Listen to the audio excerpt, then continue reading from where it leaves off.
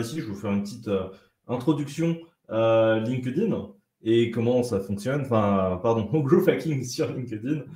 Et donc, on va voir le référencement naturel, on va voir tout ce qui sera Google Ads, comment on pourra faire pour automatiser certaines tâches. Et l'idée, en fait, durant la formation, c'est de vous montrer donc, toutes les astuces dont vous pourrez profiter et faire profiter votre activité. Donc, ça peut être plutôt pas mal pour vous. Alors, pour qui est la formation? Alors, la formation, elle est faite pour les start-upers, les entrepreneurs, donc les personnes qui sont souvent seules ou alors avec une très petite équipe et qui n'ont pas forcément le budget de pouvoir recruter une agence marketing ou de recruter ne serait-ce qu'une équipe marketing en interne, ce qui se comprend tout à fait. Donc, la formation, on propose, donc là, je vous fais une formation ici sur LinkedIn en tant que phase test. L'idée, ce serait peut-être de régulièrement créer des formations donc sur LinkedIn et voir si ça intéresse du monde. Et si ça intéresse du monde, pourquoi pas faire des choses régulières dessus. Donc, nous, on a lancé la plateforme growthhacking.org, qui est une plateforme de formation pour les entrepreneurs qui veulent se lancer. Alors, c'est 100% financé par Pôle emploi, par les OPCO, par plein de dispositifs. Donc, c'est totalement gratuit, entre guillemets, pour vous.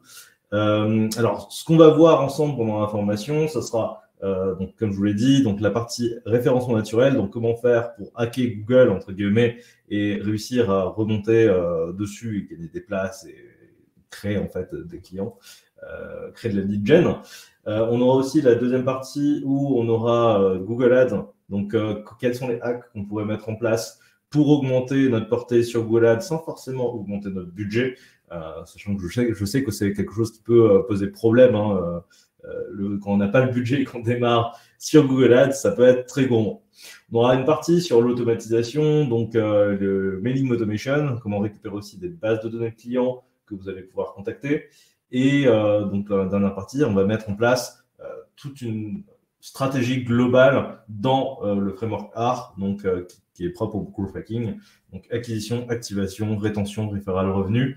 Donc, voilà en fait comment ça va se passer.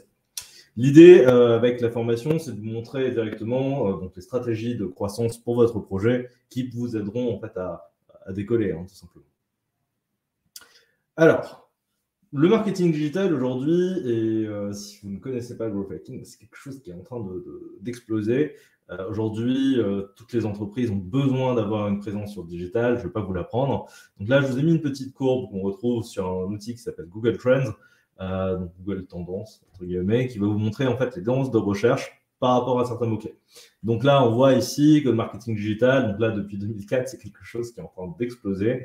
Et donc, on se retrouve dans une situation où donc c'est de plus en plus compliqué hein, d'avoir du monde. Alors, vous avez différents canaux sur le marketing digital qui vont être utilisés. Vous allez avoir donc, tout ce qui va être publicité sur les réseaux sociaux. Donc là, vous avez la fameuse partie, donc la Google Ads, ici en bleu.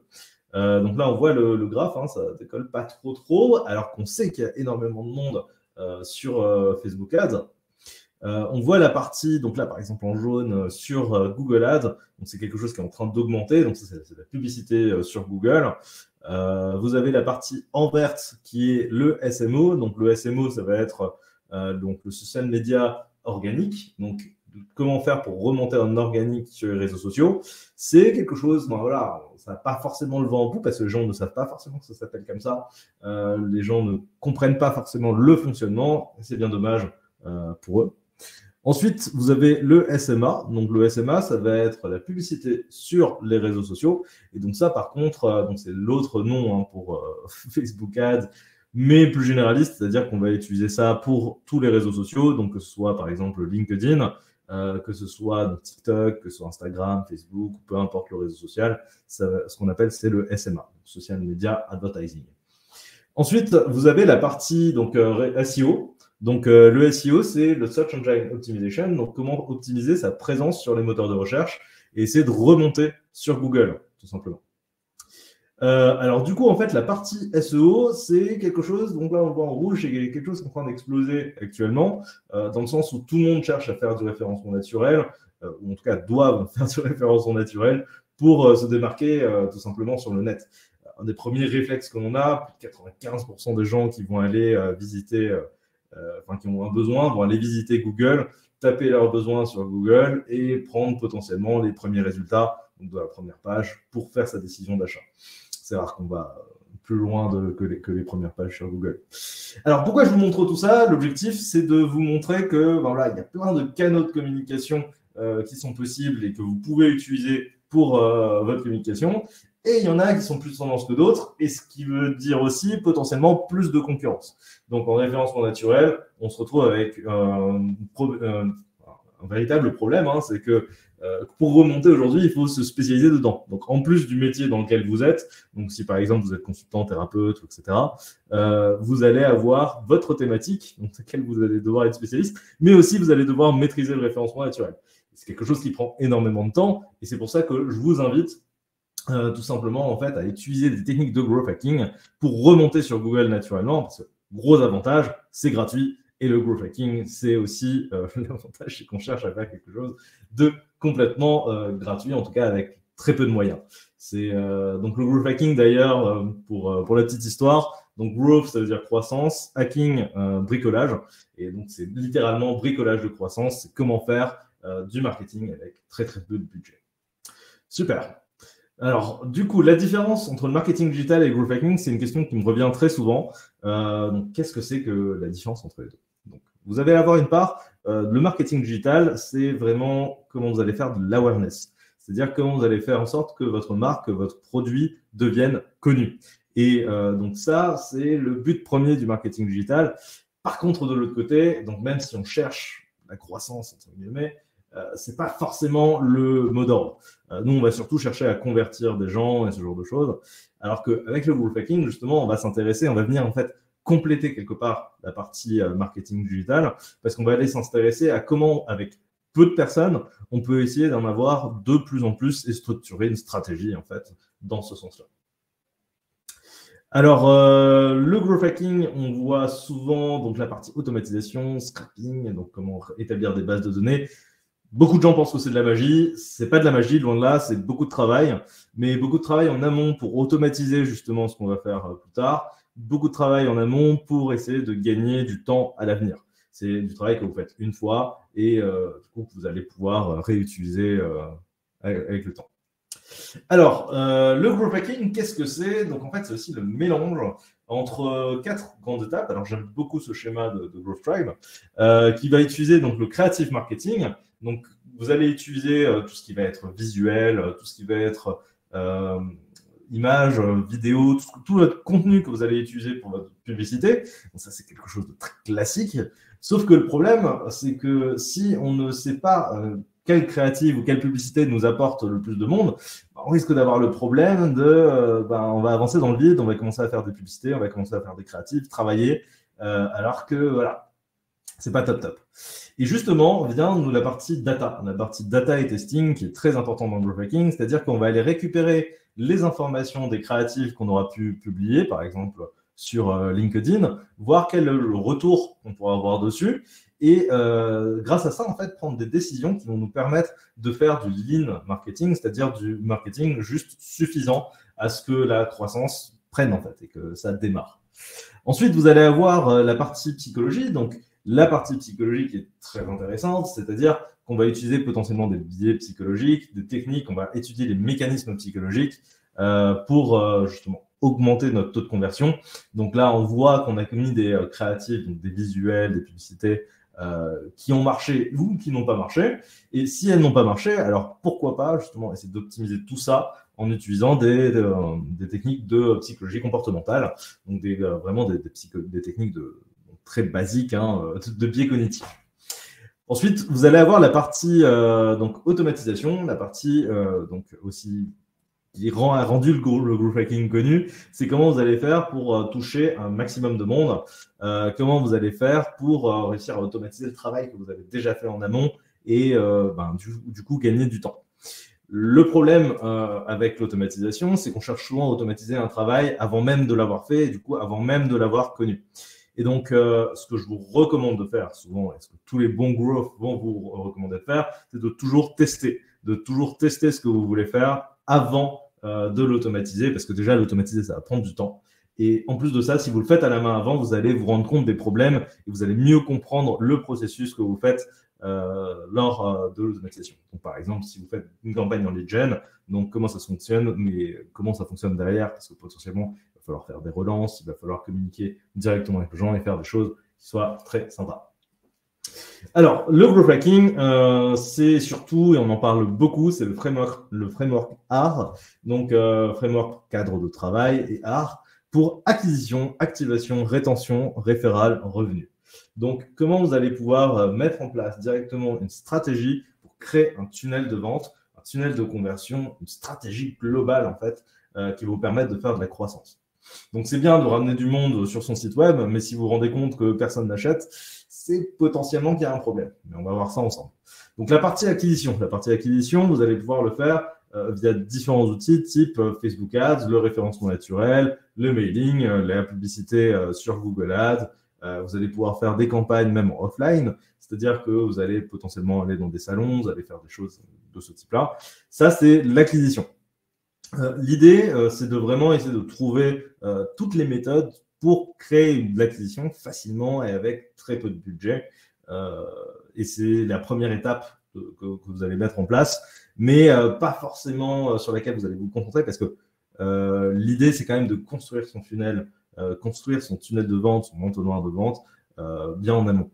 Donc, vous allez avoir activation. Activation, c'est une fois que vous avez les gens qui arrivent sur votre site web, les gens qui arrivent sur votre landing page, donc une page d'atterrissage, une page de présentation, ce genre de choses, ben, il va falloir faire quelque chose pour faire en sorte de récupérer leurs informations, qui s'inscrivent sur votre plateforme, par exemple, qui s'inscrivent à votre newsletter, qui téléchargent le livre blanc, bref, qui passent à l'action.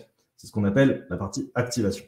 Et on va voir à chaque fois, il y a plein d'étapes, plein d'outils qu'on peut mettre en place qui vont être ultra sympas. Donc ensuite, vous allez avoir la rétention, parce que c'est bien d'avoir quelqu'un qui vient une fois et qui a téléchargé votre livre blanc, qui s'inscrit à la newsletter, mais s'il ne revient jamais, justement, ça va être le problème. Vous devez créer quelque chose qui soit vraiment pertinent pour aller créer de la croissance. Parce que sans rétention, c'est comme si vous remplissez un panier percé et du coup, vous allez perdre du trafic, vous allez perdre des leads potentiels. Et donc, travailler la rétention, c'est vraiment quelque chose de très important. Vous allez pouvoir faire ça en faisant du retargeting, par exemple, en créant des systèmes de relance automatique. Donc, au-delà de votre mailing automation et faire des choses qui soient vraiment pertinentes. Pourquoi pas, par exemple, lancer une campagne en SMS régulièrement, ça peut être aussi très intéressant. Vous allez avoir la partie aussi referral. Donc, la partie referral, c'est recommandation en français. C'est comment vous allez faire pour transformer un client en ambassadeur de votre marque. Donc, comment vous allez faire pour essayer de gagner avec un client, vous allez faire 2 clients, faire une pierre 2 coups. Littéralement, c'est véritablement ça. Alors, la stratégie que je vous recommande pour ça, c'est déjà d'observer tout ce que vos outils que vous utilisez tous les jours utilisent. Donc, par exemple, des systèmes de parrainage, des systèmes d'affiliation, des systèmes qui vous permettent de recommander. Vous pouvez très bien gamifier tout ça, donc c'est-à-dire créer un système de jeu avec un système de points. Pourquoi pas un leaderboard, c'est-à-dire en fait un tableau dans lequel vous allez mettre les personnes qui ont recommandé le plus, les personnes qui ont agi le plus. Vous allez pouvoir gamifier le tout en créant des systèmes, par exemple, où la personne est récompensée quand elle fait une action de type de partage, de review, donc dès qu'elle va laisser un avis sur votre produit ou ce genre de choses. Donc vraiment de rendre le tout ludique pour pousser les gens à recommander le tout. Sachant que c'est un des canaux actuellement qui est le plus puissant, vu que quelqu'un qui vous recommande un produit, c'est potentiellement qu'il l'a testé, c'est quelqu'un de proche que vous connaissez, et du coup qui a beaucoup plus d'influence sur vous. Donc, pousser les gens à faire de la recommandation, ça veut dire augmenter les chances d'avoir des gens qui vont revenir vers vous et passer à l'action, en fait. Donc, ensuite, vous avez la dernière étape du framework ARE qui va être le revenu. Donc, comment faire pour essayer d'avoir un maximum de ce qu'on appelle la LTV, donc la Lifetime Value, donc de panier moyen. En gros, on va essayer d'augmenter le panier moyen, donc des dépenses moyennes que les gens vont faire chez vous. Donc, c'est très bien, on a des gens qui arrivent avec la partie acquisition, on arrive avec des gens qui s'inscrivent à la partie activation, des gens qui reviennent à la partie rétention, des gens qui vont recommander avec la partie recommandation referral, et vous allez derrière augmenter le revenu justement en faisant des upsells, en faisant pas mal de choses qui vont vous permettre d'aboutir à la croissance. Donc, le framework R, c'est vraiment le framework qui va résumer tout le growth hacking et c'est même la définition du growth hacking en général. Elle peut même se limiter à ça. Hein. C'est très bien là-dessus. Alors, si je continue, donc le framework R, ce que je vous recommande de faire pour pouvoir l'utiliser, c'est que vous allez pouvoir faire un petit tableau de ce type-là, donc acquisition, activation, rétention, revenu, recommandation. Vous faites ce petit tableau sur un PowerPoint, par exemple, un Google Slide, ou vous pouvez le faire ailleurs, peu importe. L'idée, c'est de pouvoir partager ce document-là avec des membres de votre équipe, pourquoi pas, et de remplir ça ensemble. Et de le remplir donc déjà avec des petites techniques en se disant, bah voilà, nous, dans l'acquisition, on va faire du référencement, on va faire une campagne de funding avec des commerciaux, on va faire du Google Ads, on va faire des webinaires sur LinkedIn, on va faire, voilà, vous mettez vraiment toutes les techniques d'acquisition que vous pouvez imaginer et que vous avez en tête dans l'acquisition. Vous faites pareil pour activation, pareil pour rétention, pareil pour revenu, pareil pour recommandation. Je vous ai donné des idées tout à l'heure. L'idée, c'est vraiment de créer quelque chose de vraiment construit pour vous et qui soit ultra personnalisé. C'est très, très, très important. Ça peut être très intéressant pour vous.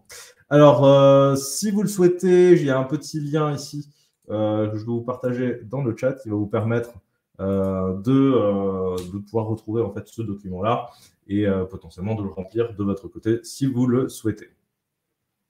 Alors, vous allez avoir donc dans le growth hacking une partie qui va être data et l'analyse de data. Forcément, on va faire des expérimentations, on va lancer tout un tas de choses, mais l'idée, c'est vraiment de mesurer à chaque fois ce qu'on va faire.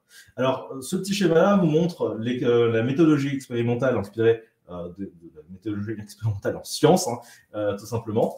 Alors, qu'est-ce qu'on va faire? On va formuler un problème. On va se dire, aujourd'hui, mon problème, c'est que je n'ai pas assez d'abonnés sur mes mails et que j'aimerais bien avoir tant d'abonnés en tant de jours. Parce que voilà, c'est le challenge et la demande, il faut se lancer là-dessus.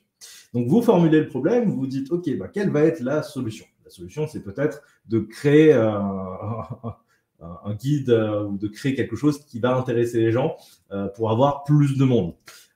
Donc là, ça va être la recherche qu'on va faire. On va formuler derrière une hypothèse en se disant, ah ben tiens, en faisant un livre blanc sur tel ou tel sujet, ben alors du coup, j'aurai tant de conversions et donc ça va me permettre d'avoir tant de personnes sur ma newsletter et d'aller plus loin, donc potentiellement d'avoir des conversions derrière. Sauf que le problème, c'est que ça ne va pas forcément être le cas et du coup, ça va être problématique. Donc ce qu'on va faire, c'est qu'on va expérimenter, parce que c'est bien d'avoir des idées, c'est bien d'avoir des hypothèses qu'on va se lancer, mais si vous ne le mettez pas sur le terrain, ça va être compliqué. Et derrière, l'idée, c'est d'analyser les résultats, donc les résultats que vous pouvez récupérer donc aujourd'hui avec tous les outils, hein, que ce soit Analytics, Google Ads, LinkedIn Ads, peu importe ce que vous utilisez, vous allez pouvoir avoir de la data pour construire quelque chose qui soit vraiment solide et qui vous permette d'aller de l'avant. Donc, l'idée, à chaque fois, c'est vraiment de faire de l'A/B testing. Alors, je ne sais pas si vous connaissez le terme, mais l'idée, c'est toujours de créer, par exemple, une publicité où vous allez vous voyer et de l'autre côté, tutoyer. Et de se dire, peut-être qu'il y a une différence qui va se jouer là-dessus. Peut-être qu'il y aura un plus grand taux de conversion sur le tutoiement que sur le vouvoiement. Et au final, si on était resté sur l'hypothèse de se dire que voilà, je suis dans telle thématique, du coup, il faut absolument que je vous voie, si ça se trouve, c'est complètement faux. Et donc, c'est que l'expérimentation qui va vous amener tout ça. Et donc, on garde cette démarche donc, de rigueur scientifique absolument partout et à chacune des étapes du growth hacking. L'idée, c'est vraiment de pouvoir construire quelque chose de meilleur à chaque fois et de ne pas rester que sur des hypothèses. Et ça, c'est l'erreur numéro 1 que je vois sur les personnes que j'accompagne avec Growth Hacking Power. Alors, l'erreur numéro 2 que je vois aussi très souvent avec mes clients, ça va être le fait de ne pas faire de MVP. Alors, dans quelle idée, pourquoi je vous dis ça? Souvent, les personnes que j'accompagne vont passer 1 an, 2 ans à construire leur produit, le produit qui sera vraiment hyper joli, hyper bien fait. Mais le problème, c'est qu'ils ont perdu 1 an, 2 ans et ils n'ont pas testé le marché. Ils n'ont pas testé la demande et ils se retrouvent en fait avec un produit qui est dépensé énormément de sous pour construire ce produit justement. Ils se retrouvent avec un produit qui fait un flop total parce qu'ils n'ont pas testé leur idée avant.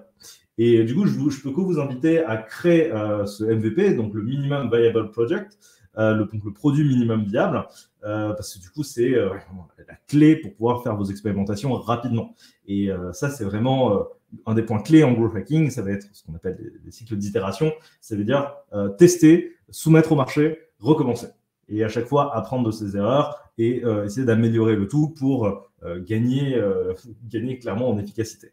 Donc le MVP, pour être vraiment clair avec ça, c'est vraiment la jonction que vous allez avoir entre le côté minimum de votre produit. Donc qu'est-ce que vous pouvez faire rapidement? Par exemple, juste créer un site sous WordPress, juste créer une petite page, potentiellement même sur Wix, hein. Bon, je ne recommande pas, mais ça peut tout à fait être faisable.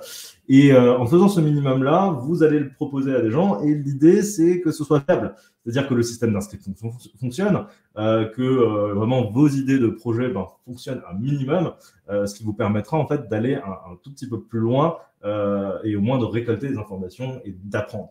L'idée, c'est toujours d'apprendre comment améliorer son produit, comment améliorer son service et tout ce qui vous permettra d'aller plus loin.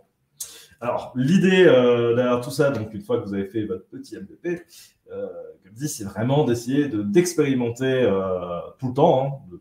Vous allez apprendre, construire, mesurer, donc refaire à chaque fois votre landing page, faire vos publications et ce genre de choses. L'idée étant d'aller trouver ce qu'on appelle le product market fit. Donc, si vous suivez Oussama Hamar ou ce genre de personnes, vous savez très bien ce que c'est-à-dire la cohérence entre le produit et le marché. C'est vraiment, il faut trouver la cohésion entre les deux, il faut trouver le lien qui va vous permettre de faire que votre produit résolve un véritable problème derrière tout ça. Donc, vraiment, trouver le product market fit grâce à l'MVP, c'est la meilleure manière de pouvoir aller vite et d'avancer. Donc, si vous avez un projet en tête et que vous êtes déjà lancé et que vous avez quelque chose vraiment pour aller plus loin, testez un MVP, améliorer tout ça toujours en boucle jusqu'à ce que vous trouviez le fameux product market fit. Donc, l'adéquation produit-marché, si on peut traduire tout ça. Donc, si je veux un peu plus élaborer la partie product market fit, qui est très importante, c'est vraiment la jonction entre votre produit qui, lui, peut être sympa, et de l'autre côté, le marché, c'est-à-dire donc toutes les personnes que vous pouvez cibler dans votre marché. Donc, par exemple, nous, la formation, elle intéresse les start-upers, les entrepreneurs, les personnes qui veulent se lancer seules. C'est notre marché, le produit, c'est la formation. Donc, l'idée, c'est de trouver la jonction entre les deux, parce que si ça se trouve, la formation en growth hacking n'intéresse personne. Et alors que si on part sur uniquement du marketing digital un peu plus global, ça peut intéresser du monde. Voilà l'idée. Alors, pourquoi c'est aussi important de faire du product market fit? Alors, le product market fit est super important parce que si vous voulez automatiser, si vous voulez industrialiser votre communication, eh ben, vous allez devoir avoir cette adéquation produit-marché parce que sinon, vous allez dépenser votre budget absolument dans le vide. Et donc, ça serait quand même très problématique. Alors, pour le product market fit, vous avez c'est une vision un peu réductrice de ce qui se fait. Si on veut aller plus loin, il n'y a pas que le produit et le marché, bien sûr. Vous allez avoir le canal de communication que vous allez utiliser qui va forcément poser problème ou pas, justement. L'idée, c'est de trouver le bon canal de communication. Et derrière, ça va être votre modèle. Donc, est-ce que votre business model, est-ce que votre modèle peut être intéressant à exploiter pour le marché? Parce que si ça se trouve, vous allez faire un système qui va révolutionner le monde, mais au final, votre pricing ne sera pas bon et ça va poser vraiment problème. Donc là, le bon exemple que je pourrais vous donner, c'est les vidéoclubs. Les vidéoclubs qui sont passés, qui se sont fait complètement décimer par des systèmes de streaming type Netflix. Le vidéoclub, vous allez louer votre film, et c'est vraiment à l'unité. Donc là, tous les systèmes de VOD, justement, ne marchent plus trop. Par contre, Netflix, avec le système d'abonnement, a augmenté complètement le panier moyen des gens, de tout le monde, du coup, forcément, avec les abonnements en plus qui sont montés. Donc, c'est bien la preuve. Qui dépense autant, qui aurait dépensé autant en VOD. Voilà. Mais par contre, Netflix, avec le système d'abonnement, a complètement disrupté le marché et a trouvé, en fait, justement, cette adéquation produit-marché qui est beaucoup plus forte et beaucoup mieux que ce qu'on avait avant, tout simplement. Alors, l'objectif derrière aussi, si on veut trouver le product market fit, l'automatisation et tout ça, c'est que ce qu'on veut trouver, c'est la scalabilité. La scalabilité, ça vient de échelle, c'est le fait de mettre à l'échelle. C'est l'idée, donc même derrière toutes les startups, c'est de trouver un moyen de pouvoir avoir des charges qui soient plus ou moins linéaires et un revenu qui augmente exponentiellement. C'est-à-dire, je vais vous donner un exemple. Si on prend Uber, qui est une société qui permet de trouver des voitures avec des chauffeurs près de chez nous, dur de pitcher ça en quelques mots. Alors, du coup, eux, ce qu'ils ont, c'est pas une flotte de chauffeurs qu'ils vont avoir en salarié. Bah, non, c'est juste c'est juste une plateforme qui va vous permettre, donc, à la fois aux chauffeurs de trouver des missions et de l'autre côté, aux personnes qui en ont besoin, donc aux utilisateurs, de trouver des chauffeurs à disposition, donc avec ce système de map et de tracking qui est quand même très efficace.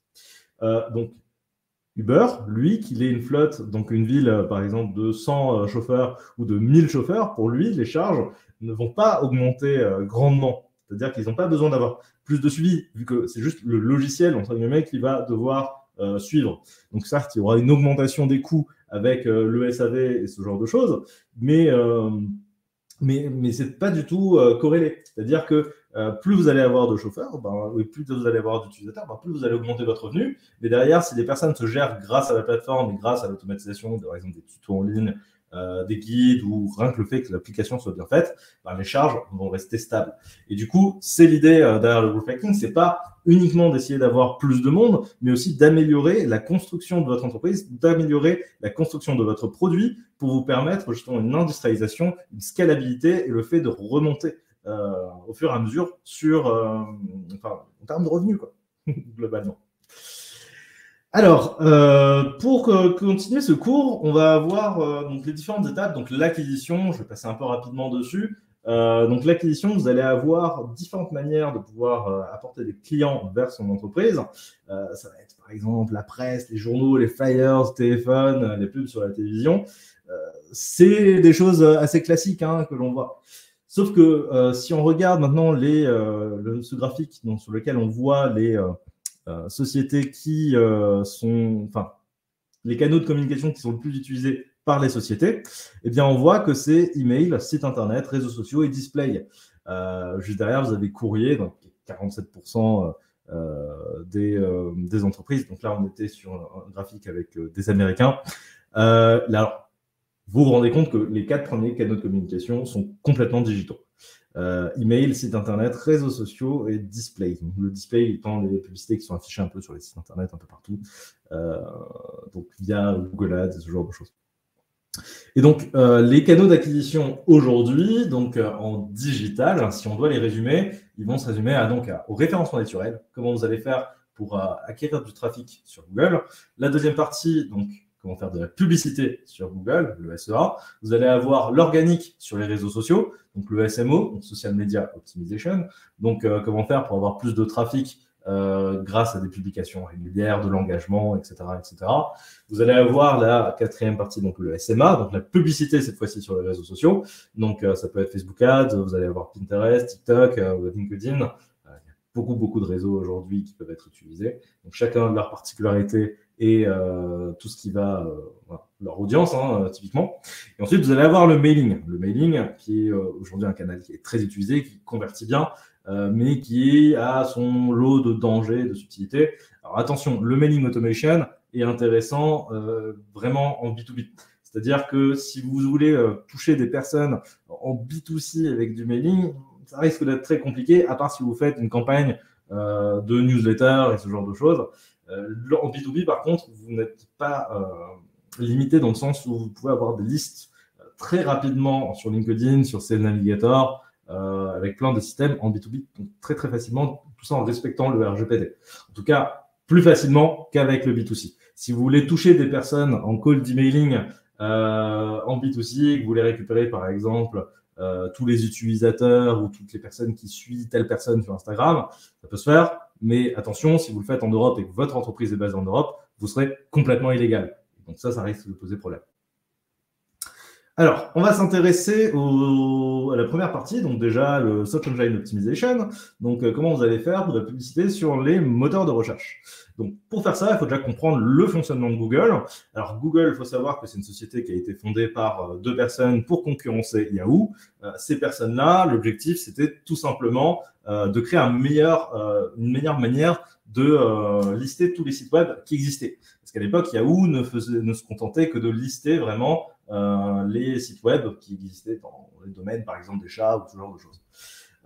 Google est arrivé avec une idée, c'est de se dire, OK, mais dans cette liste-là, il faudrait bien les hiérarchiser parce qu'il y a bien des sites web qui sont meilleurs que d'autres. Et comment faire pour les hiérarchiser? Et du coup, ils sont arrivés avec une idée qui a révolutionné et qui fonctionne encore aujourd'hui, c'est les backlinks. C'est-à-dire que plus vous avez une personne qui va être citée par d'autres sites web, bah, plus potentiellement le site web qui a été cité plein de fois, bah, c'est une référence dans le domaine. Et donc du coup, de classer ce fameux site web-là en tête de la liste, c'est peut-être une bonne idée, parce que ça permet aux visiteurs d'avoir une meilleure réponse et de trouver choses intéressantes. Alors, ils sont partis de cette idée-là et ils se sont rendus compte qu'il y avait tout un tas de problèmes. Et le problème premier, c'est qu'ils étaient confrontés à des personnes un peu mal intentionnées. En fait, c'était les growth hackers de l'époque, entre guillemets, les personnes qui essaient d'automatiser tout, c'est-à-dire à créer plein de sites web qui vont aller parler du site web en question, enfin, du site web qui doit remonter. Alors, pour contrer tout ça, Google a dû se mettre à jour et aujourd'hui se met à jour de plus en plus souvent pour éviter justement les personnes qui vont aller spammer, donc mettre plein de fois les mêmes mots-clés un peu partout, histoire de remonter sur ces mots-clés-là. Ils ont dû à chaque fois faire des mises à jour jusqu'au point où aujourd'hui Google n'a plus rien à voir avec le système d'auparavant, surtout qu'aujourd'hui on a des milliers et des milliers de sites qui sont créés chaque jour et du coup c'est très compliqué de tirer son épingle du jeu. Donc aujourd'hui, on se retrouve avec Google qui fait plus de 350 mises à jour par an, avec 50 core updates, donc des mises à jour majeures qui sont faites par an. Et donc ça explique pourquoi c'est aujourd'hui très très compliqué d'être à jour. Vous allez avoir plein de techniques de growth hacking qui ne vont pas forcément marcher très longtemps. C'est-à-dire qu'elles vont s'épuiser parce qu'il y aura une mise à jour Google. C'est vraiment des choses que je vois assez régulièrement, donc des sites web qui vont aller acheter tout un tas de backlinks avec des prestataires un peu douteux et qui vont faire des backlinks pas chers. Et au final, quelques mois après, le trafic dégringole tout simplement. Donc Google va fonctionner avec un budget crawl. Donc je vais vous expliquer grosso modo ce que c'est. Donc pour rappel, les deux personnes là qui avaient lancé leur boîte et qui ont fait des choses pour lister le site web, bah, au final ils se retrouvaient avec un ordinateur ou des serveurs qui étaient limités. Donc c'est-à-dire qu'il y a aujourd'hui tellement de sites web qui sont créés par jour, de nouvelles pages, de nouveaux articles qui sont mis à jour, que si l'algorithme de Google, donc c'est un logiciel qui va tourner, c'est un robot, c'est un scrapper même en fait, Google, bah, il n'a pas les ressources nécessaires pour aller se mettre à jour partout. Et donc ce qu'ils ont fait, c'est qu'ils ont déterminé ce qu'on appelle un budget crawl, c'est-à-dire que Google va donner une certaine puissance dédiée à chaque site web. Et donc s'il va déterminer qu'un site web vaut le coup, il va passer plus de temps, et si le site web est tout récent et qu'il n'a pas de référence, l'algorithme de Google ne va pas accorder beaucoup de trafic dessus, beaucoup de budget crawl. C'est-à-dire que vous allez vous retrouver avec un site web qui ne sera jamais visité par Google et potentiellement avec des pages qui ne seront pas mises à jour, etc. etc. Donc ce budget crawl-là, il faut faire super attention à ça en augmentant la vitesse de votre site web. Donc faites attention à ce que votre site web soit réactif. Donc déjà pour les utilisateurs, pour que les utilisateurs soient agréables, enfin une visite agréable sur votre site web, mais il faut aussi que Google puisse visiter un maximum de pages de votre site web rapidement et qu'il puisse même savoir que votre site web est modifié régulièrement et ce genre de choses. Donc c'est pour ça d'ailleurs que vous trouvez beaucoup de sites web qui ont des articles. C'est d'une part déjà pour se positionner sur les bons mots-clés et d'autre part de créer du nouveau contenu régulièrement pour inviter Google à mettre à jour sa vision de votre site web. Donc là, je vous ai parlé d'une chose intéressante avec les articles, c'est le fait de se positionner sur certains mots-clés. Donc plus vous avez de pages, donc plus vous parlez de thématiques différentes. Et donc, si vous trouvez les bons mots-clés, donc qui sont très recherchés par les membres, les visiteurs d'Internet, alors à ce moment-là, vous allez avoir du trafic. Donc si vous n'avez pas beaucoup en plus de concurrents dessus, c'est-à-dire que si par exemple vous voulez vous positionner sur fleuriste plus le nom de votre ville, s'il n'y a pas beaucoup de fleuristes dans votre région, alors à ce moment-là, ça peut être super intéressant de vous positionner dessus. Par contre, si vous vous rendez compte que fleuriste Paris, ça ne marche pas parce qu'il y a énormément de gens dessus, peut-être que vous vous positionnez sur fleuriste avec une spécialité à côté. Donc, fleuriste, par exemple, écologique Paris, ça peut avoir totalement plus de sens et vous aurez beaucoup moins de concurrents dessus. Donc, si vous voulez trouver quels sont les mots-clés qui sont le plus tapés, vous allez pouvoir utiliser un outil qui s'appelle Keyword Surfer. Keyword Surfer, c'est une extension Chrome qui vous permet d'avoir ce petit écran là, vous voyez à droite, dans lequel vous allez avoir le volume de recherche de mots-clés pour chaque mot-clé que vous tapez. Donc, dans cet exemple-là, vous allez par exemple tout simplement sur Google en ayant l'extension Chrome d'activer et en tapant le mot-clé en question, vous allez avoir tous les mots-clés qui sont liés et leur volume de recherche. Et vous vous rendez compte que si vous voulez remonter sur le mot-clé, c'est un peu Inception sur le coup, en fait, c'est peut-être plus intéressant de vous positionner sur Google Keyword Planner. Alors, c'est pas forcément vrai parce que Google Keyword Planner, là, c'est un outil de Google. Donc, les personnes qui vont taper ça vont être intéressées par peut-être l'outil directement. Mais à vous de construire une stratégie en fonction justement des mots-clés que vous trouvez, d'analyser un peu tout ce qui se fait et de vraiment vous lancer dessus. Alors, pour choisir ces mots-clés, il va falloir absolument essayer de vous spécialiser, comme je vous l'ai dit. Donc, vous avez une technique qui s'appelle le fait de faire des long trains. Donc, vous d'essayer de remonter sur mots-clés. On pourrait parler de mots-clés en référencement naturel. Comment faire remonter un mot-clé. Donc là, on passe de 2 mots-clés, à une phrase entière. Et donc, du coup, là, vous allez avoir beaucoup moins de concurrents, ce qui va vous permettre de gagner grandement en visibilité. Et donc, pour ça, vous allez avoir plein d'outils qui vont vous permettre de faire des choses. Mais celle que je vous recommande, l'outil le meilleur, ça va être les mots-clés à intention d'achat. Alors, l'idée, c'est de remonter, donc, pas à mots-clés, mais plutôt de remonter, par exemple, sur agence de référencement mots-clés. Ça peut être agence de nanana. Ça peut être tout un tas de choses. Par exemple, si vous êtes naturopathe, si vous êtes thérapeute, tout ce genre de choses, potentiellement pas mettre juste naturopathe plus son nom de ville, mais par exemple de mettre votre spécialité, donc naturopathe spécialisé en tel sujet, plus la ville. Et donc du coup, vous allez remonter sur ce mot-clé-là très facilement. Et donc, en plus, vous allez pouvoir générer tout un tas d'articles. Donc ça, c'est des techniques, après, je n'ai pas forcément le temps de vous montrer dans ce cours-là. Si ça vous intéresse, vous pouvez vous inscrire ou demander des informations sur growthhacking.org. L'idée étant de justement créer un maximum de contenu très rapidement pour monter à chaque fois sur Google avec des mots-clés à intention d'achat. Donc pas perdre de temps avec des personnes qui veulent juste de l'information, mais avoir du trafic qui soit qualifié. Donc, ça peut être très intéressant pour vous. Ensuite, bien diriger ces contenus. Du coup, je vais vous donner un petit outil qui est très pratique d'ailleurs pour tout ce qui va être comment trouver un sujet pour vous. Ça va être Hunter de public. Alors, je vais vous montrer comment ça fonctionne. Donc, Hunter de public, vous allez tout simplement aller sur le site web, donc hunterdepublic.com, donc sur Google. Et ici, vous allez avoir un petit moteur de recherche. Donc là, vous allez pouvoir taper le sujet qui va vous intéresser. Donc, par exemple, je vais dire n'importe quoi, on va dire naturopathe. Naturopathe, parfait. On va aller choisir le pays. Donc là, France, on va faire recherche. Et vous allez avoir, en fait, l'outil qui va vous générer. Donc là, vous voyez, avec des propositions, il va aller taper tout simplement sur Google naturopathe et à chaque fois le mot-clé, donc le mot lequel, quand, qui, quoi, comment, pourquoi, qu'est-ce que, lequel, non. Et il va prendre les suggestions de Google. Donc naturopathe, nutritionniste, naturopathe, phytothérapeute. Donc ça, c'est que des idées de thématiques que vous allez pouvoir exploiter pour augmenter votre trafic, clairement. C'est-à-dire que vous allez pouvoir exploiter pour créer des articles qui vont intéresser des articles qui vont intéresser votre audience, qui vont répondre à des questions et qui peuvent être très intéressants pour eux. Donc là, vous voyez, il vous donne vraiment beaucoup d'idées. Ça peut être très intéressant pour vous. Sachant que donc, plus le point là est coloré, plus le mot-clé est recherché. Donc, plus la suggestion est recherchée. Donc voilà pour Hunter de public, et ça peut être très intéressant pour vous, sachant que l'outil est gratuit, limité en tout cas dans la version gratuite, mais qui peut suffire largement pour trouver des idées et démarrer facilement. En résumé, le SEO, ça va être pas mal de petites choses. On n'aura pas le temps de tout survoler là, c'est vraiment un cours approfondi qu'il faudrait dessus.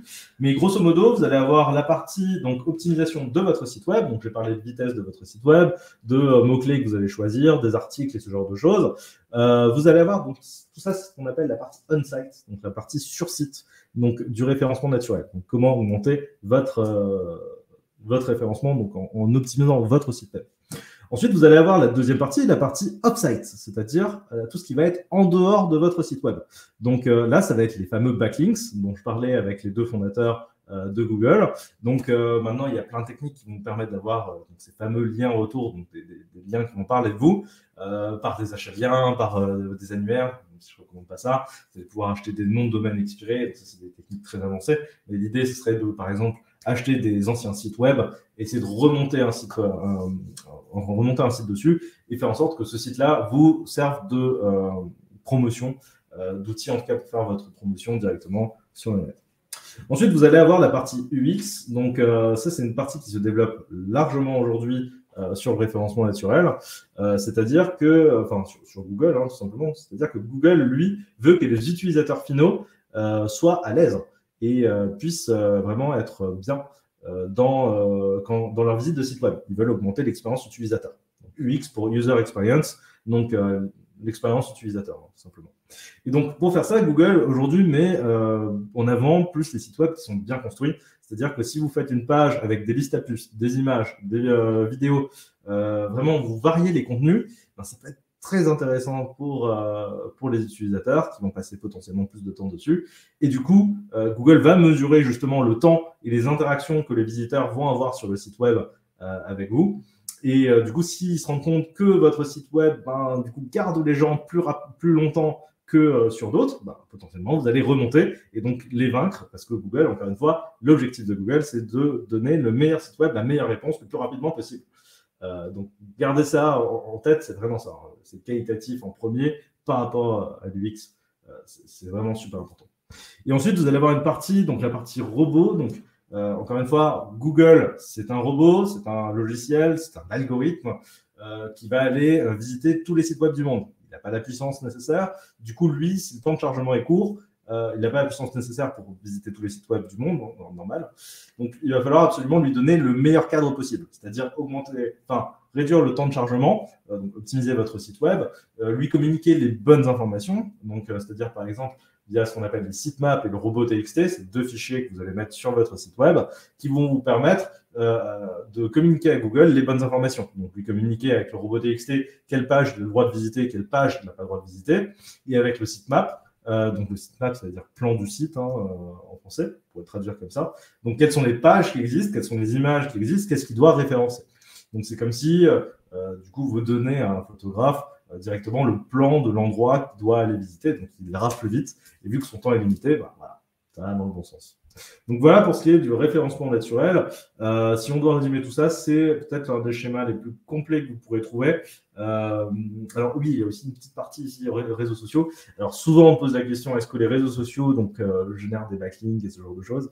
Alors, c'est pas forcément vrai, les réseaux sociaux viennent un peu huiler tout ça, dans le sens où plus vous allez avoir de monde qui viennent de réseaux sociaux, plus vous allez avoir de trafic. Plus vous allez avoir de trafic, plus Google récolte des informations, donc par exemple là sur l'UX, et donc le temps que les gens vont rester sur la page. Et donc, ça va vous apporter quelque chose de vraiment supplémentaire. Mais ça ne va pas directement améliorer votre positionnement sur SEO. Super. Alors, si vous avez des questions, n'hésitez pas à les poser. Je vois qu'on n'est pas très nombreux sur le live, mais toujours, ça peut être agréable. N'hésitez pas à poser des questions dans le chat. J'essaierai d'y répondre dès que j'ai un moment. Alors, on va voir la partie qui intéresse beaucoup de gens en growth hacking. Ça va être le scrapping. Et je vais vous montrer un petit outil qui va vous permettre de faire des choses très sympas, qui s'appelle Instant Data Scrapper. Alors, en acquisition, la deuxième partie, c'est par exemple le mailing. On peut toucher pas mal de monde de cette manière-là. Alors, vous allez avoir différents outils qui vont vous permettre d'éviter de faire des copier-coller, par exemple, sur Google Maps ou ailleurs, si vous voulez récolter de la donnée. Justement, ça va être le scrapping. D'ailleurs, quand vous voyez des petites demandes à chaque fois, est-ce que vous n'êtes pas un robot? C'est justement pour éviter que vous ayez des robots qui viennent scraper les sites web. Donc, c'est des protections dans ce sens-là. Donc, si je veux vous montrer comment scraper un site web, je vais vous montrer tout simplement comment scraper YouTube. Donc, vous allez aller sur le site web en question. Donc là, on voit YouTube avec des vidéos, des propositions de vidéos. Admettons qu'on va récupérer le titre de chacune de ces vidéos. Alors, on va aller ouvrir un nouvel onglet. On va aller taper Instant Data Scrapper. Donc là, vous prenez ce premier lien-là. Donc, vous avez cette petite Pokéball qui est ultra sympa. Donc là, vous cliquez sur Activer. Donc là, l'extension Chrome, c'est bien enclenché. Vous l'avez ici. Et du coup, là, on va se rendre tout simplement sur la page qu'on veut aller scraper. Et on reclique sur la Pokéball. Vous voyez, vous avez une petite vous avez une petite page là qui va s'afficher. Alors, il faut juste que j'actualise. C'est ça. Donc là, j'actualise la page. J'ai lancé la Pokéball, ça ouvre la fenêtre. Et donc là, vous voyez ici, il y a une partie en jaune qui s'affiche ici. C'est la zone que Instant Data Scraper va aller récolter. Et vous voyez ici, il y a un tableau qui s'affiche avec des informations. Et donc là, vous voyez, tac, Google Ads, des barres, non. Alors, est-ce que ça correspond à ce qu'on a?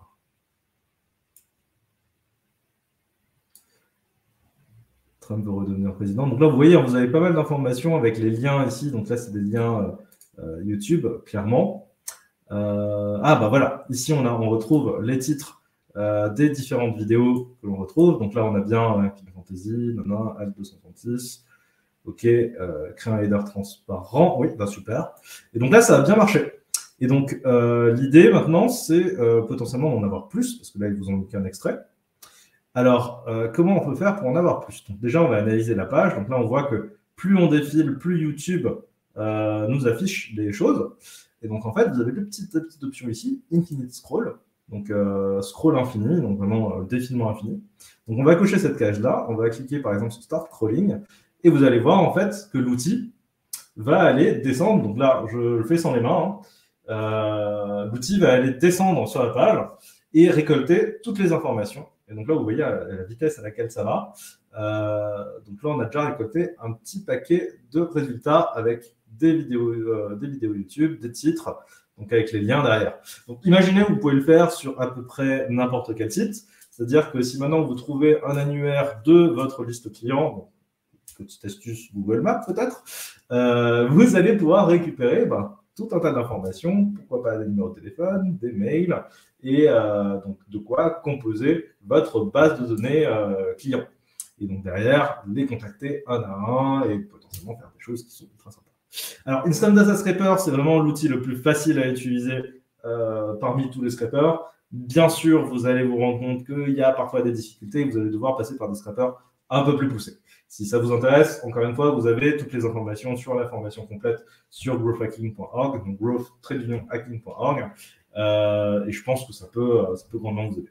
Donc là, on va arrêter le crawler parce que sinon, ça va prendre beaucoup trop de résultats. Là, vous voyez que ça a bien fonctionné. Donc voilà, tac, comment on pourrait faire ça? Alors, on va retourner à notre cours. Il nous reste 10 minutes avant de terminer tout ça. Et on va passer à la suite. Donc, ensuite, en outil de growth hacking, vous allez avoir ce qu'on appelle le dorking. Alors, le dorking, c'est vraiment littéralement l'art d'utiliser Google. C'est tout un ensemble de techniques qui vont vous permettre de retrouver des informations donc, très facilement sur le net. En fait, c'est vraiment utiliser l'algorithme de Google, mais de manière un petit peu détournée, qui va vous permettre vraiment de créer des stratégies très puissantes. Alors, je vais vous montrer notre petit article directement sur le dorking Google. Donc là, je vais vous taper un dorking Google 5 minutes pour comprendre. Vous allez avoir les informations. Et donc là, en fait, vous avez une liste des commandes Google que vous allez pouvoir utiliser. Je vais mettre le 2 points à chaque fois. Pour récupérer tout un tas d'informations. Donc là, par exemple, si vous allez taper ça, donc files type, email XLR, donc l'idée, c'est que on va aller retrouver sur Google tous les fichiers en .xls qui contiennent donc mail XLS. Donc c'est-à-dire que si quelqu'un a appelé son fichier email XLS sur Google, enfin sur son site web, et que Google l'a retrouvé, donc là, on va le taper, tout simplement. Tac. Et bien là, on se retrouve avec plein de sites web. Donc, vous voyez, chaque fois, c'est des documents Excel, au final, avec là, les informations. Donc là, par exemple, ici, email. On va cliquer dessus. On va voir ce qu'il en est.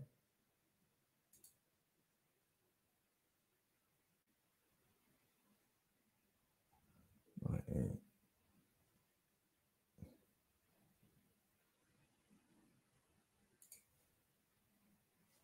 Alors, je crois que ça ne veut pas télécharger.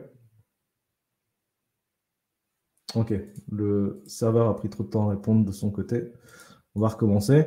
Mais dans l'idée, en tout cas, vous allez voir toute une liste de sites web qui vont vous permettre d'avoir ça. Et donc, très bien, vous allez pouvoir changer ça. Si maintenant vous voulez taper le nom du fichier différent, par exemple phone. Elle est très bien pouvoir faire ça. Et donc là, on va avoir d'autres résultats. Vous pouvez vraiment varier le tout.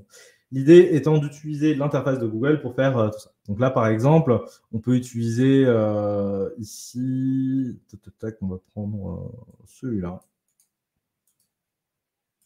Prendre un petit exemple. Tac. Donc, on va rechercher dans les titres de chacune des pages le index of. Donc, ça veut dire qu'on va retrouver que des pages dans lesquelles, vous voyez, le titre, il y a écrit index of. Et donc là, on peut mettre le nom de ce que l'on veut. D'ailleurs, ça peut marcher aussi avec d'autres types de fichiers. Vous tapez le nom du fichier que vous souhaitez. Ça peut être n'importe quoi. Il suffit que la personne n'ait rien de sécurisé et vous allez vous rendre compte que vous allez avoir accès à pas mal de petits fichiers qui peuvent être intéressants à exploiter. Donc vraiment, à vous de voir ce que vous pourrez en faire de cette information-là. Je ne vais pas vous donner trop de pistes là-dessus parce que c'est peut-être un petit peu trop puissant. En tout cas, j'en parle dans l'information complète, mais ouais, il faudrait que je prenne mon temps là-dessus. Nickel. Alors là, voilà pour le dorking. Alors, tac, pardon. Alors, si on retourne à l'étape, donc ensuite, vous allez avoir le cold emailing. Donc là, maintenant, potentiellement, qu'on a récupéré des bases de données d'email grâce au Google Dorking, grâce au scrapping. L'idée aujourd'hui, c'est d'envoyer des mails. Sauf que si vous le faites depuis votre boîte mail principale, vous allez avoir le problème, tout simplement, que votre mail va passer en spam. Donc, pour éviter tout ça, en fait, moi, je vous recommande deux outils. Ça va être Lemlist pour faire du cold emailing, donc vraiment toucher des personnes à froid, des personnes qui n'ont jamais entendu parler de vous. Admettons que vous voulez contacter des membres de la direction de telle société ou je sais pas quoi. Vous allez pouvoir utiliser Lemlist. Alors, Lemlist, qu'est-ce que c'est? C'est aujourd'hui un des outils les plus puissants. Alors, Google a détecté que je faisais quelque chose de bizarre, du coup, il demande si je suis un robot ou pas. Donc, Lemlist va être un outil de mailing qui va vous permettre de faire plein de mails avec des séquences de tests qui vont vous permettre de faire des expérimentations, de se dire, OK, on va tester le tutoiement et le vouvoiement, par exemple, sur un même mail et ce genre de choses, et de se dire, OK, combien de mails ont été envoyés, combien ont été ouverts, combien ont eu une réponse, etc., etc. Donc ça, c'est un outil vraiment très puissant. Alors, le gros avantage aussi qu'il peut avoir, c'est que vous allez pouvoir créer des images et des vidéos qui soient customisées avec, par exemple, un screenshot du site de votre prospect. Donc, admettons que on veuille envoyer un mail à growthhacking.org, potentiellement, dans le mail, il y aurait un screenshot du site web ou même une image personnalisée. On peut mettre votre photo qui pointe un tableau blanc ou qui pointe une zone et que dans cette zone-là, vous allez pouvoir mettre une image. Donc, bref, ça peut être vraiment très, très intéressant. C'est un outil qui est quand même très prisé des growth hackers. Mais le problème, c'est qu'il n'est pas gratuit. Alors, vous allez devoir mettre un peu la main à la poche. Donc là, vous avez la version donc par mois là, à $59. Encore, ça va. Si vous voulez toutes les options, ça va être $100 par mois. Je vous recommande du coup un outil qui va être gratuit si vous voulez le faire. Donc déjà, ce sera plus simple. Vous n'allez pas avoir autant de fonctionnalités et autant de sécurité qu'avec Lemlist. Mais avec YAM, donc yam.com, donc Yet Another Mail Merge, c'est un outil que vous allez pouvoir installer avec Gmail qui va vous permettre d'envoyer tout un tas de mails en automatique avec des personnes. C'est-à-dire que là, vous allez préparer votre liste, donc votre liste que vous allez avoir grâce à Instant Data Scraper, par exemple, donc là, la méthode de Google Dorking, vous retrouvez ces fameuses listes-là, donc adresse email et les noms. Vous créez un brouillon de mail, tout simplement, donc sur Gmail. Donc là, vous tapez votre mail très très facilement. Vous avez ensuite des petites comment on appelle ça, des variables que vous allez pouvoir ajouter, par exemple le prénom. Donc là, on a la colonne prénom, vous voyez first name, et donc là, vous mettez le nom de la colonne entre deux accolades, et du coup, le mail va être envoyé automatiquement à toutes ces personnes, et vous allez avoir un statut à côté qui peut être aussi super sympa, donc pour savoir est-ce que la personne a ouvert le mail, est-ce que la personne s'est désinscrite de la newsletter, du coup elle peut se désinscrire, enfin, une newsletter, vous me comprenez. Vous avez aussi le taux de rebond. Donc là, ça va être les personnes qui, par exemple, vont vous mettre en spam, vont ne pas forcément ouvrir le mail, etc. etc. Donc voilà pour les mails. Donc déjà, voilà, vous avez de très bonnes pistes en acquisition client, hein, si vous faites tout ça. Je pense que ça peut être vraiment très, très solide pour vous. Ensuite, vous avez la partie Search Engine Advertising, donc la publicité sur Google Ads. Alors, Google Ads, c'est vraiment un des meilleurs moyens aujourd'hui de faire votre publicité sur tous les canaux. Il faut savoir que Google Ads n'est pas seulement Google, mais aussi YouTube, aussi Android, aussi Google Maps, et plein d'autres choses. En fait, Google est un peu partout dans nos vies sans qu'on s'en rende compte. Alors, si jamais vous voulez voir, par exemple, quelle est la stratégie d'un de vos concurrents sur tel ou tel sujet, ou est-ce que la personne fait de la publicité ou pas, est-ce que l'entreprise, votre concurrent fait de la publicité ou pas, je vous recommande d'utiliser un petit outil qui est français en plus, qui s'appelle Rank Explorer, qui vous permettra donc gratuitement, en tout cas sur certaines recherches par jour, de pouvoir avoir une petite analyse de votre site web ou d'un site web concurrent. Admettons maintenant qu'on voudrait voir, est-ce que... on va voir l'Emlist, tiens. On va voir l'Emlist. Je vais taper donc lemlist.com. On retrouve l'adresse. Ok, c'est bien.com. On va taper ça, rechercher. Et vous allez avoir en fait là des informations sur l'Emlist. Donc là, on voit en fait qu'il remonte là sur nos clés template. Donc là, on a un résultat naturel. Et on va pouvoir avoir des résultats, par exemple, là en résultat payant. Donc on va cliquer sur synthèse. Tac. Ah oui, bah, eux, ils ne font pas de pub encore dessus. Donc là, malheureusement, les tests que j'ai fait, j'ai déjà fait pas mal de tests sur Explorer, donc ils m'ont bloqué là. Mais quand vous utilisez l'outil, vous pouvez très bien avoir ce type de graphique. Donc là, vous voyez combien ils ont de trafic en payant. Vous pouvez voir les mots-clés sur lesquels ils veulent se positionner. Pourquoi pas vous les copier. Pourquoi pas vous en inspirer. C'est de construire une stratégie encore plus puissante, par exemple en utilisant Keyword Surfer, en utilisant Answer the Public, mélanger le tout, donc vraiment de prendre les mots-clés que vous retrouvez sur Rank Explorer, les mettre sur Answer the Public, lancer une campagne Google Ads, pourquoi pas même les optimiser en référencement naturel chez vous, et vraiment de mixer tout ce que vous pouvez faire pour augmenter votre portée et votre puissance. Alors, pourquoi Google Ads c'est aussi puissant? En fait, Google Ads, comme je vous l'ai dit, c'est Google et c'est surtout tout l'environnement Google.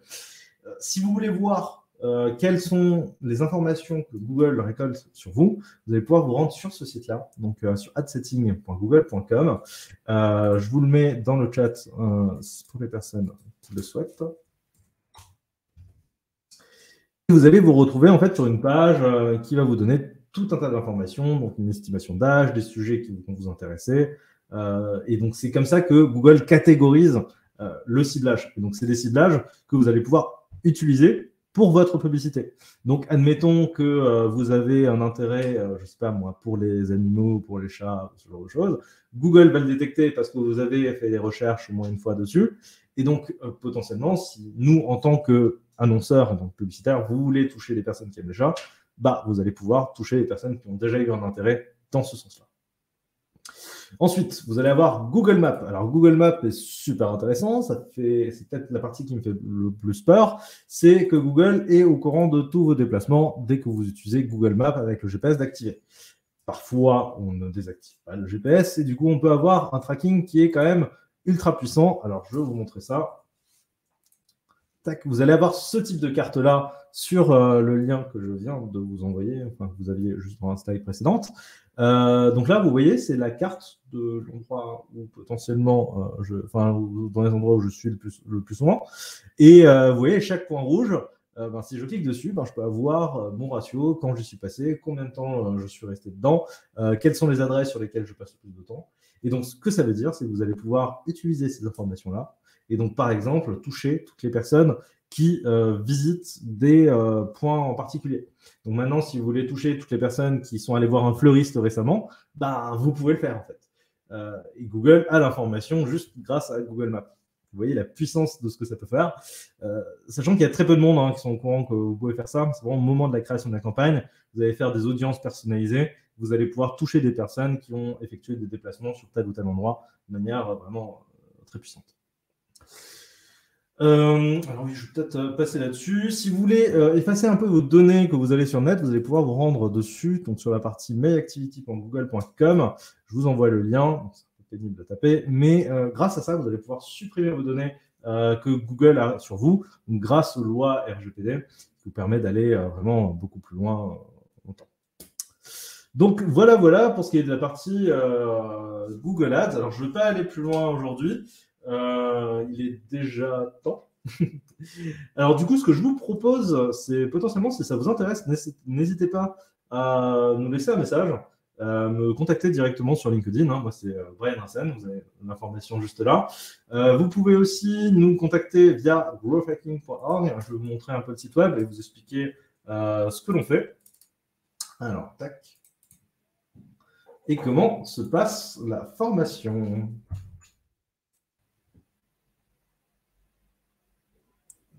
Alors super, donc growthhacking.org, c'est notre site web.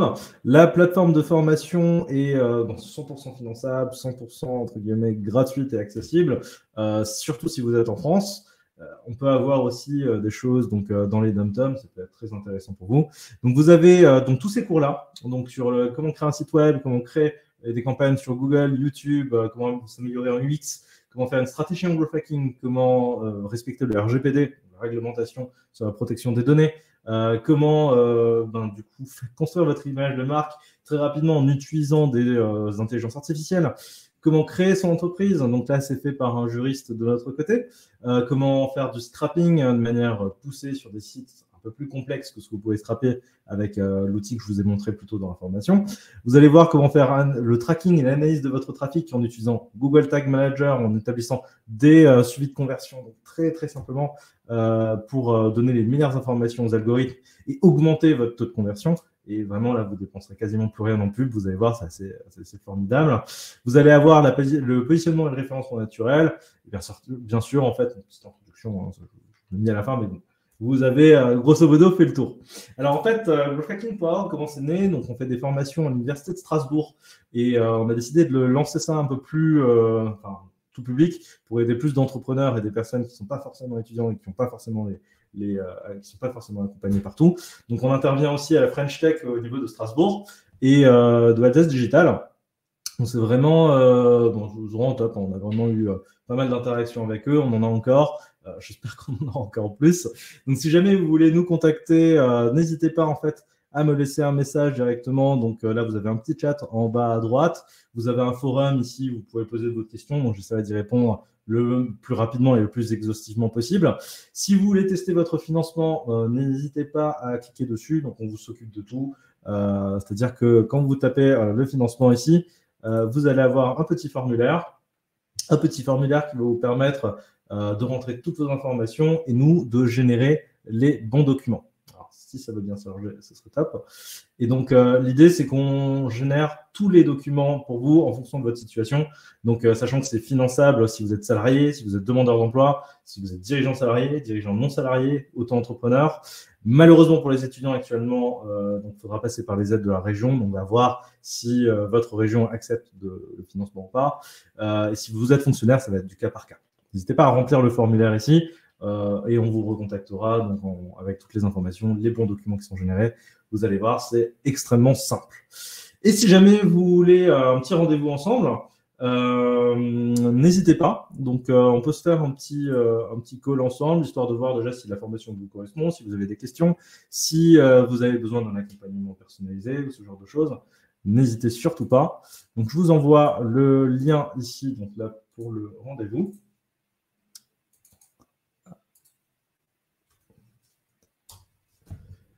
Et donc, je vais vous montrer aussi, donc, la partie formation. Je vous explique un peu comment ça se passe si jamais ça vous intéresse et que vous voulez aller plus loin. Donc là, vous pouvez cliquer sur formation complète ici. Donc là, vous avez tous les boutons qui vont vous intéresser. Donc la prise de rendez-vous, les financements. Donc comment ça se passe? C'est une formation donc là actuellement, la prochaine session est programmée pour 2023. Donc vous avez 8 sessions. Donc ça va être des cours, des ateliers. Qui peuvent être très intéressants. Du coup, pour vous, l'idée, c'est à chaque fois de vous montrer le théorique, et comme on le fait là dans cette session, et ensuite qu'on fasse des ateliers donc de mise en pratique, où vous allez vraiment créer donc, les différentes étapes que je vous ai montrées dans les cours précédents. Alors, ça a toujours lieu de 18h à 21h. Ça, on aura peut-être des sessions qui vont changer pour les mettre entre midi et 15h, pourquoi pas. Donc, ça va dépendre... on va essayer de faire une session. On fait une session en fait tous les 3 mois, grosso modo, donc 4 par an. On les fait dans des petits groupes. On essaie d'être en dessous de 12 par session, histoire qu'on puisse vraiment échanger et qu'on puisse avoir une interaction humaine. Hein. C'est vraiment l'idée. Donc, parmi les objectifs, on va donc de créer la stratégie marketing digital, créer un site internet sur WordPress, donc créer des landing pages, ce genre de choses. Donc là, c'est vraiment un cours succinct. Si vous avez déjà un site internet, c'est pas grave, parce qu'on va voir justement comment créer des sites très très rapidement, quasiment automatiquement, avec tout un tas d'outils. D'ailleurs, pendant la formation, on vous donne aussi des logiciels, notamment un logiciel d'une valeur de 250 € pour créer votre site web gratuitement. Donc, vous n'avez rien à payer. C'est vraiment tout dedans. Hein, c'est la volonté de growthhacking.org. Vous allez avoir donc tout ce qui va être SEO, paramétrage publicitaire, donc la stratégie en growth hacking, etc., etc. Donc, je vous laisse là-dessus. Donc, si jamais vous n'avez pas le droit au financement, on propose, donc c'est le financement à 300 € par mois sur 4 mois. Vous avez un paiement donc, qui peut se faire sur 4 fois. Et vous avez aussi un accompagnement donc, sur 3 mois qui est possible.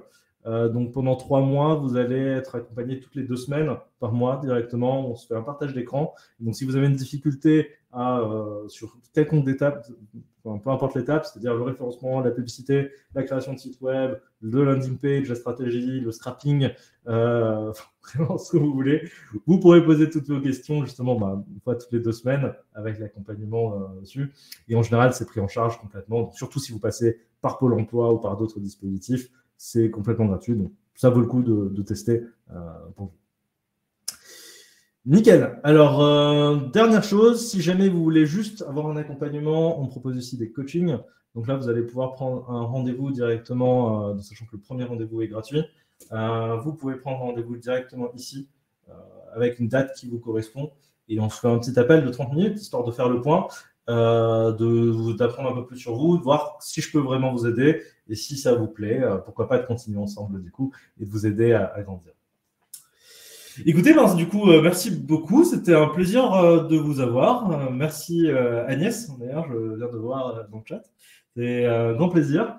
Donc, n'hésitez pas à me contacter. Vraiment, je suis super ouvert. Pour l'instant, on démarre avec growthhacking.org. On a déjà formé quelques personnes avec l'Université de Strasbourg et des personnes qui étaient intéressées avec des écoles avec lesquelles on a fait des partenariats. Donc, voilà. En tout cas, si jamais vous voulez avoir un partenariat ou me revoir, n'hésitez surtout pas. Écoutez, je vous souhaite une très bonne journée. J'espère que ça vous a plu. On réitérera certainement prochainement avec une prochaine formation, peut-être un peu plus poussée sur les autres étapes du framework ART. Et si ça vous intéresse, et je l'espère, du coup, je vous dis à bientôt. Super. Écoutez, je vous souhaite une très très bonne journée.